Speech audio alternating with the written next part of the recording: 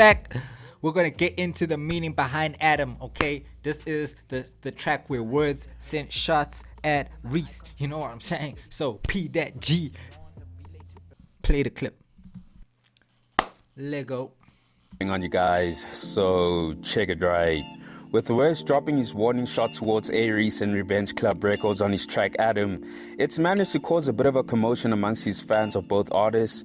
Now on the track, Wordz spoke about how Reese is claiming credits for the 5-year plan despite not writing it. He also spoke about how he has 4 to 5 hits, and because of that, the guys at Revenge Club Records could never touch his shit.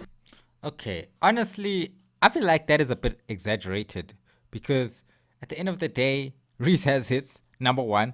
Number two, like, aren't you supposed to give the person who's singing the song, aren't they supposed to take the credit for the song anyway, even if they didn't write it? Like, I'm not saying that it's right, but why, if you're the ghostwriter, why are you bragging about it? You should be a ghost, bruh. you shouldn't be claiming the song. You're a ghostwriter, and so yeah, it is what it is. Now with that said, the things he spoke about were sort of surface level due to what's transpired over social media over the past few months. Now what I really want to get into is the deeper meaning behind the title Adam and how that relates to Reese. Now I'm sure most of you know the tale of Adam and Eve, but it originates from the Bible's book of Genesis. It tells the story of the first man, Adam, and the first woman, Eve, who were created by God in the Garden of Eden. They lived in paradise and were given freedom to enjoy all of its fruits, except for the fruits of the tree of knowledge of good and evil. The tree of lust. Now tempted by a serpent, Eve ate the forbidden fruit and gave it to Adam, leading to their realization of sin and their expulsion from Eden as punishment. Now what I really want to focus on is when God approached Adam about eating the forbidden fruit. Instead of taking accountability, Adam chose to play victim and blame Eve for disobeying God, as well as blaming God himself for creating Eve. Now in the context of how that relates to Reese, while there's 2 running narratives that are always associated with the boy, the first narrative being that Reese is being held back by his girl, I guess sort of making the wrong decisions because of her, just like Adam did with Eve.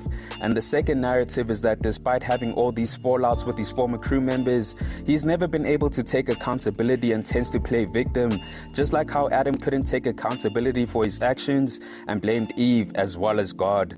So hopefully everything makes sense at this point. And I just like how much of a deep thinker this nigga Wordz is, and him labeling the track Adam kind of reveals why Wordz isn't willing to stand by his former friend anymore. I mean, we've heard other former crew members like Mashbeatz accuse Reese of playing victim after he dropped Heaven Can Wait alongside J. Jody, and we've seen other members like Global and Flame speak on that as well. So with Wordz echoing the same sentiments, there's probably some validity to what they're saying. So I don't know, man. Based on what I've heard, I would assume that whatever transpired between Reese and Wordz to cause their fallout might have had Reese not taking accountability for his actions, allowing for Wordz to part ways from him. Now whatever the reasoning is behind their fallout is still up for speculation, so there's no point in trying to figure that out until someone speaks out, but I doubt that'll ever happen. It's never gonna happen. Right now, we're still anticipating a response from RCR, but it looks like Reese is taking a page out of Drake's book by posting cryptic messages on his IG stories.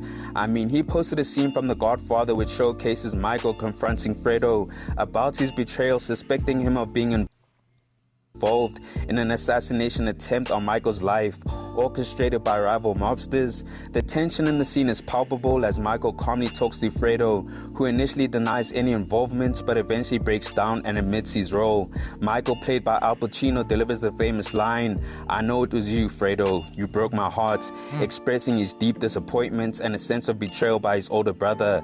This scene underscores the themes of loyalty and betrayal that run throughout the movie. It marks the turning points in Michael's character as he begins to fully embrace his role as the head of the Corleone crime family and distances himself emotionally from Fredo, who becomes marginalized within the family hierarchy. So with Reese indirectly responding to Wordz, he obviously views this Adam record as an act of betrayal, not because he pretty much spoke out against them publicly, but because he also did it on a joint project with someone he also isn't cool with. So if Reese is following in Drake's footsteps, he needs to follow up with the actual diss records and leave the subliminal shit aside. Otherwise you lose some favor with your audience, and to be honest, that's not a good look. But You guys, let me know your thoughts on this. What do you make of the deeper meaning behind the track title Adam? And do you think Reese's response was enough? Comment down below. Anyways, guys, thanks for tuning in, and I hope you... That I think Reese will respond, because Reese has always been about, you know, the lyrics, the bars, it might be subliminal subs. I can't even speak, but he always responds one way or another in the music. So I definitely think that will happen. I think Adam was a very well thought out track by Wordz. I think these guys can have a very, very good like lyrical back and forth, you know, and I'm here for it, man. I personally don't mind the beef in hip hop. It's exciting to me. So I don't know why I started chewing this gum, but it's making my lips dry for some reason. But yeah, you get the vibes, eh? Let's see what Reese has to say. Hopefully responds to the track. Operate, I'm working like a doctor day. Operate, I gotta orchestrate.